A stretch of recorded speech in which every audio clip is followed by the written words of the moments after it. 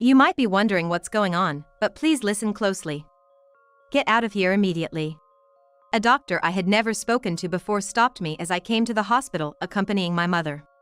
His face was filled with urgency as he pointed in a certain direction. I was shocked by what I saw there, feeling utter despair and astonishment.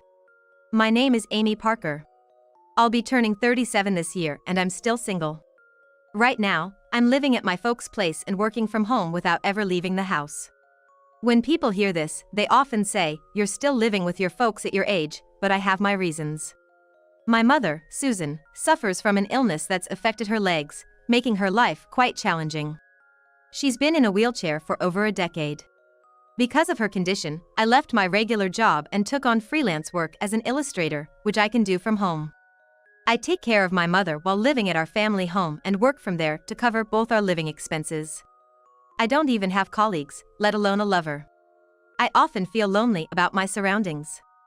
Fortunately, my work as an illustrator is well received and I get plenty of orders.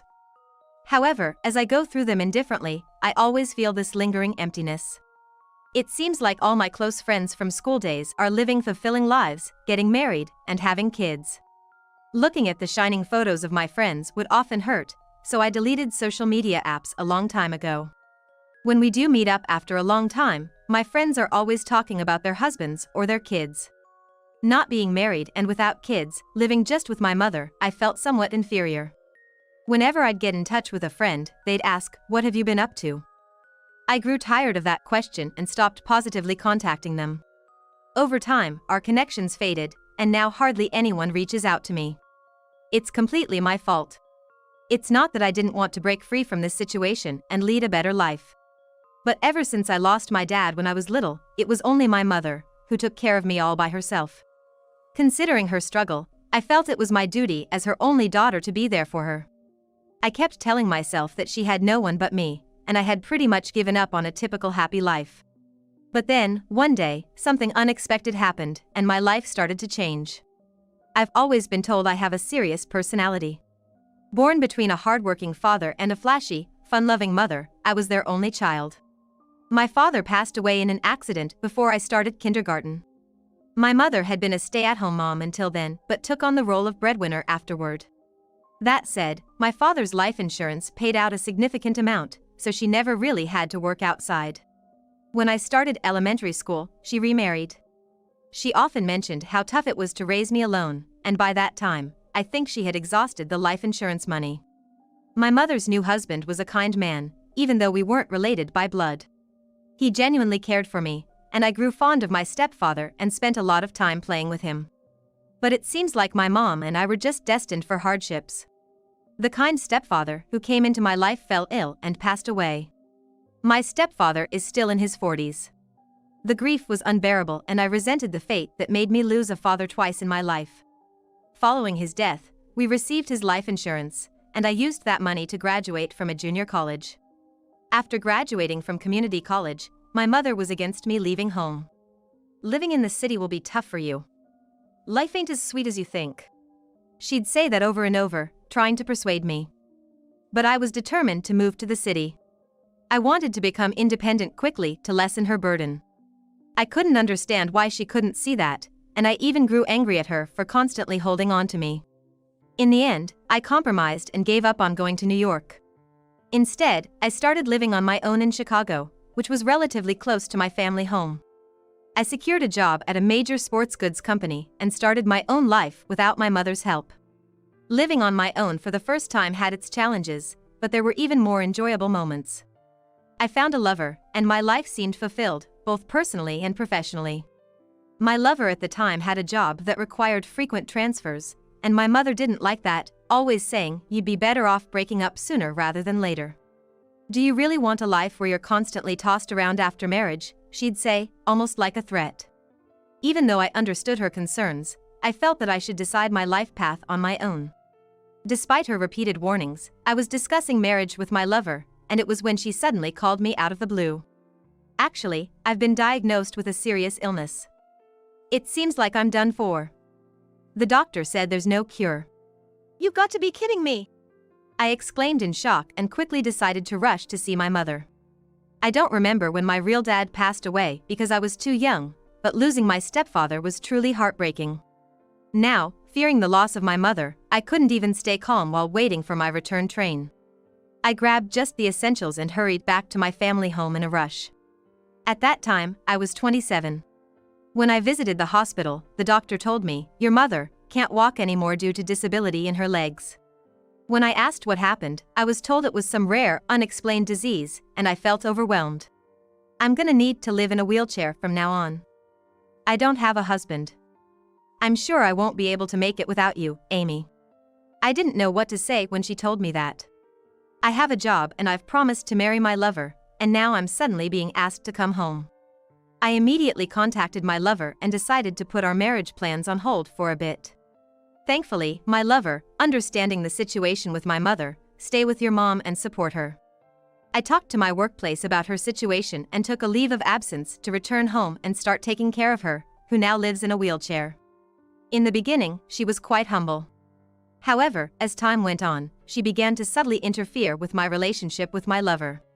Maybe I should head back to Chicago for a bit. I'll be right back. Maybe I can ask the helper to come by tomorrow?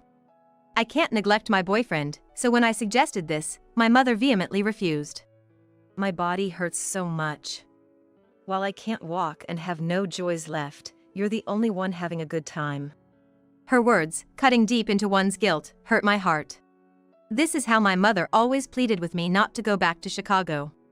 As long as I have Amy by my side, I'm happy, she'd say.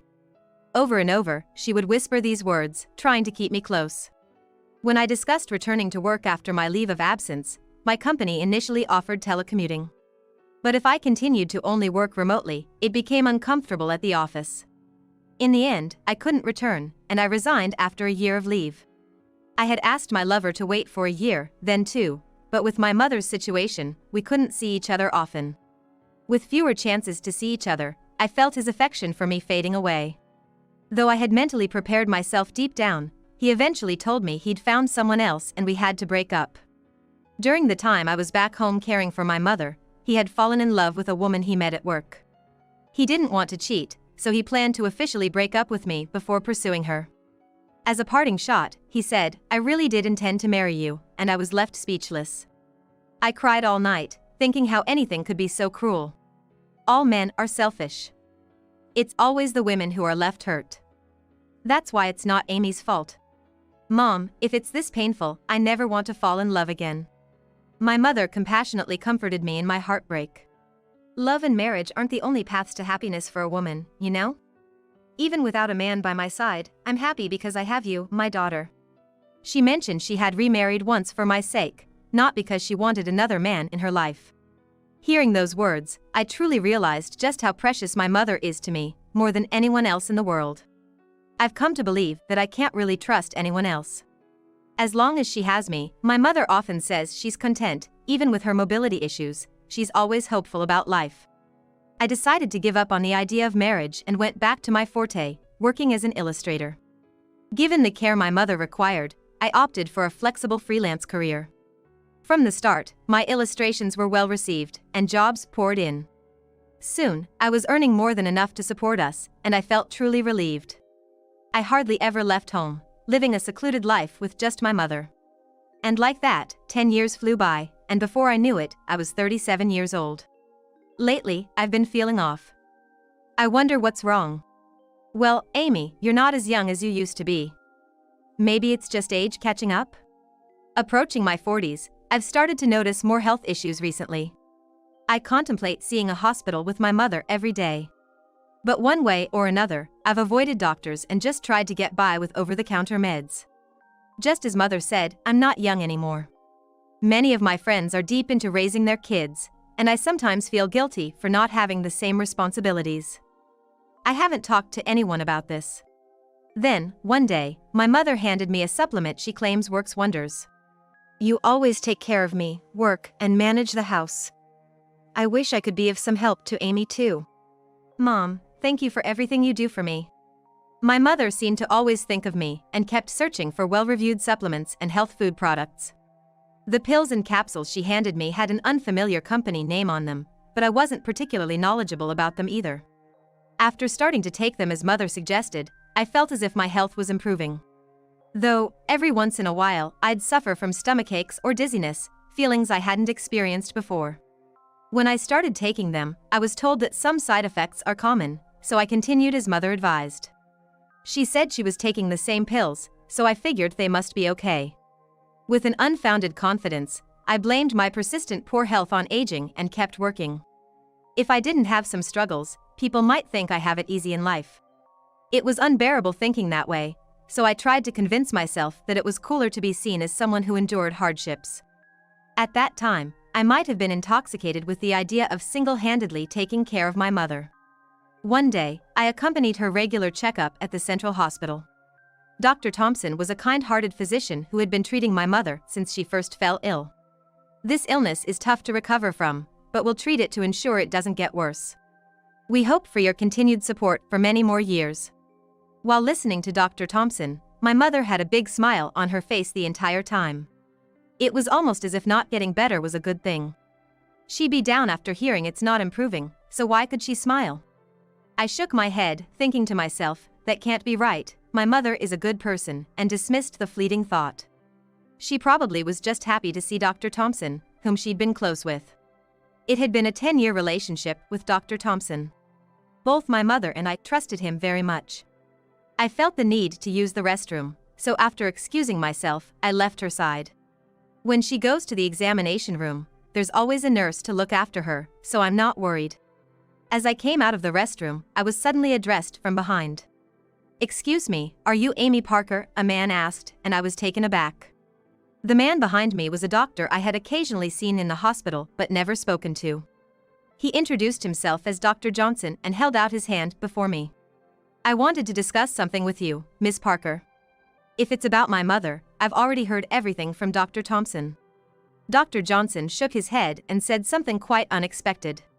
"What I want to talk about is not about your mother, but about you." I was a bit taken aback by his intense tone, but I thought I might as well hear him out. He led me to a prep room with a view of the examination waiting area from its window. Dr. Johnson said with a serious face, "I know this might seem sudden, but please hear me out. You need to get out of here, now." Confused by what was being said, I blinked in surprise. Dr. Johnson was pointing to the examination waiting area outside the window. There, I could see my mother in her examination gown. "If you don't leave right now, I can't guarantee your safety. You should leave home and hide somewhere, anywhere." What are you talking about?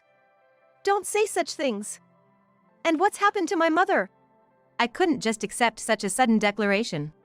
Feeling frightened by his bizarre words in this isolated space, I tried to leave the room. But Dr. Johnson stopped me, saying, "Just watch." Then, something unbelievable unfolded before my eyes. I exclaimed, "What the? You saw that, didn't you? I'm genuinely worried about you. Because I'm not your primary doctor, there are things I can see and understand." But why would something like this happen? I couldn't tear my gaze away from the glass window. A mixture of shock and anger surged through me, making my head spin. Must have been my blood pressure skyrocketing in the heat of the moment. I felt dizzy and almost collapsed right there. Dr. Johnson caught me and laid me down on a nearby examination bed. "It's strange, I've been feeling off for a while now. I've been taking the supplements my mother recommended every day." As I said this, holding my head with my hand, Dr. Johnson's face contorted as if he had realized something. That might be something quite dangerous. To put it bluntly, it might not be just supplements, it might be harming your health. Why? They're all from my mother. Dr. Johnson replied in a soft voice, "That's why it's dangerous." I was taken aback, but deep down, I had always felt something was off. The realization now made me break out in a cold sweat. I had always suspected those supplements were shady. But I took them only because my mother had recommended them. Could it be she's now targeting your health? Why would she target me? Faced with the scene before me, everything I once believed in now seemed terrifying. It felt like everything I had faith in was collapsing. "You need to get out of here now. Call me when you're safe," the doctor instructed, and I bolted out of the room without looking back. What I saw was clear as day. My mother was in the waiting room, smiling at the nurse who was pushing her wheelchair. "I'm feeling great today. The nurse replied with a smile, "It'd be great if you could start physical therapy soon." When the nurse left the room to prepare something, my mother looked around furtively and then stood up. Pretending to be a patient forever is such a hassle. Wheelchairs are just inconvenient. As she muttered to herself, she walked away from the wheelchair and stretched big time. That wasn't the movement of someone diagnosed with a leg problem. After Dr. Johnson's warning, I headed straight home. What was Mother thinking, deceiving me for 10 years? I wanted to believe it was some kind of mistake, but even after that, she was still wandering around the examination preparation room. If everything up to now was just an act, I can't possibly forgive her. Driven by anger, I packed my stuff and stormed out of the house. I boarded a train heading back to the town I used to live in. Throughout the journey, I kept getting constant calls from Mother, who had realized I was gone, but I ignored them all. I kept replaying the conversation I just had with Dr. Johnson in my head. From that room's window, Mother looked perfectly healthy.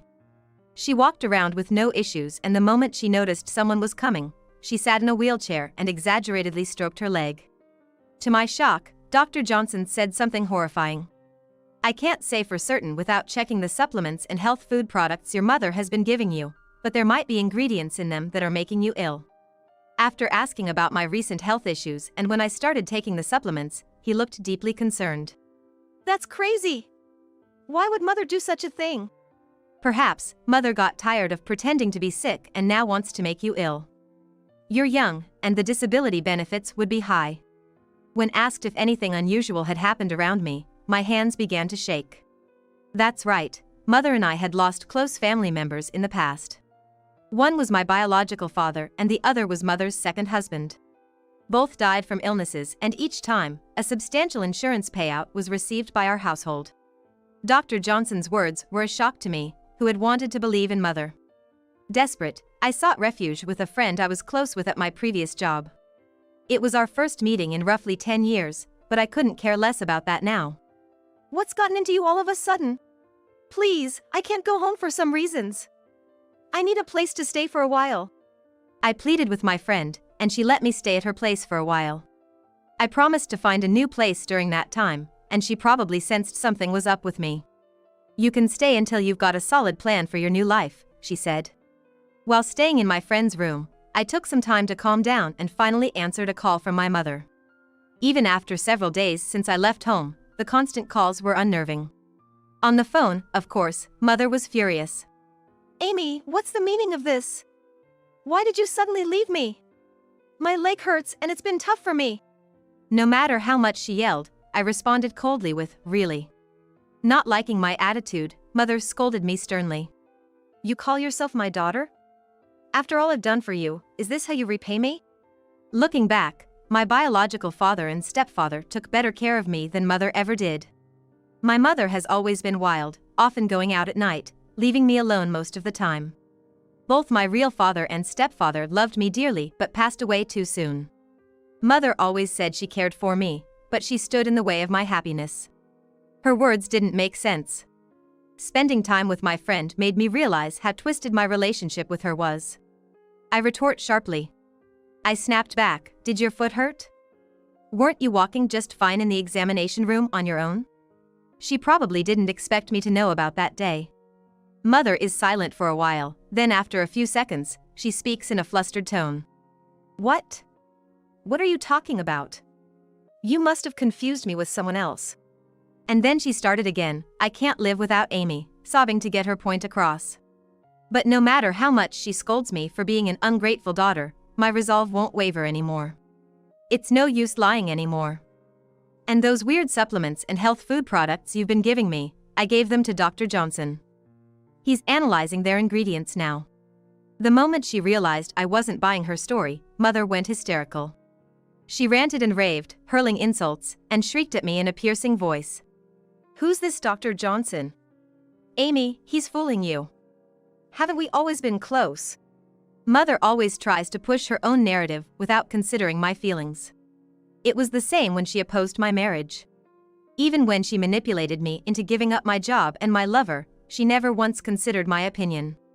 She never once tried to listen to my opinion. Now I feel embarrassed that I believed I only had my mother. Why did I ever trust her? My mother was always all talk and neglected me. She was always chasing after men, parading around town in her flashy outfits. Maybe it's because she got sick and became vulnerable. Or maybe when she couldn't find a man to fool around with anymore, she kept me, her daughter, close by.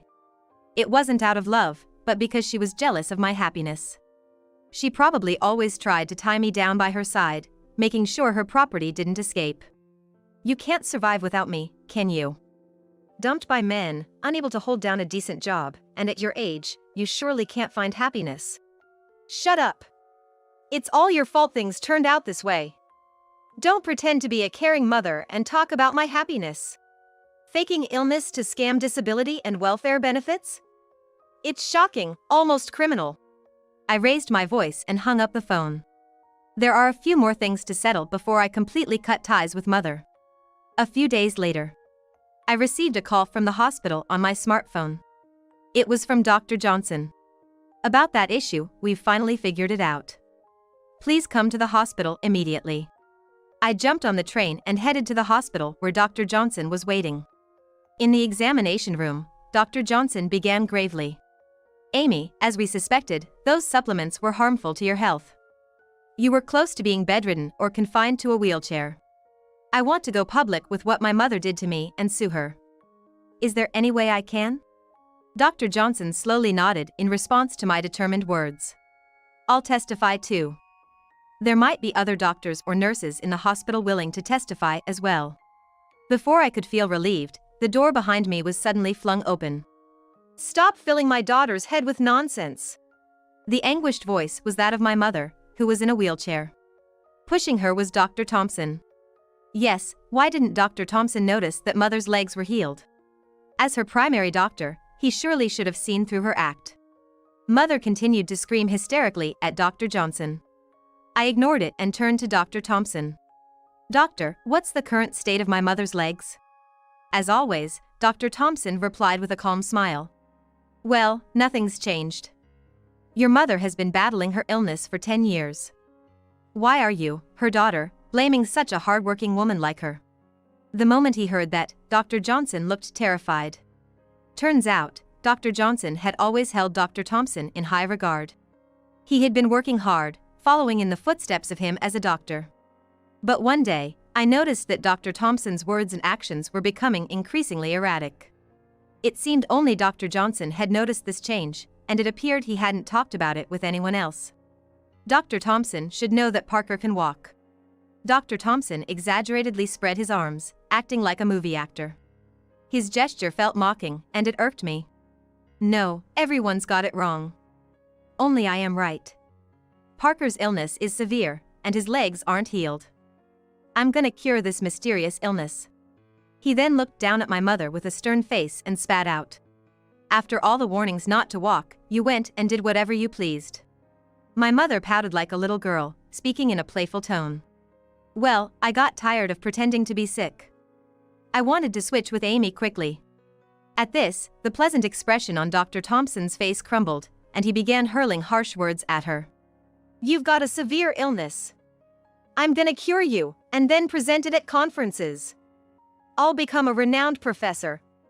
I'm gonna use you to gain all the fame. Just shut up and listen to me. Dr. Johnson and I trembled before Dr. Thompson, who seemed consumed by his own power. Although Dr. Thompson and my mother were in cahoots, the doctor's behavior was clearly off.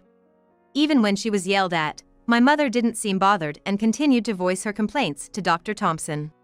You should have used something stronger than the medicine that shows symptoms slowly when mixed with supplements and health food products.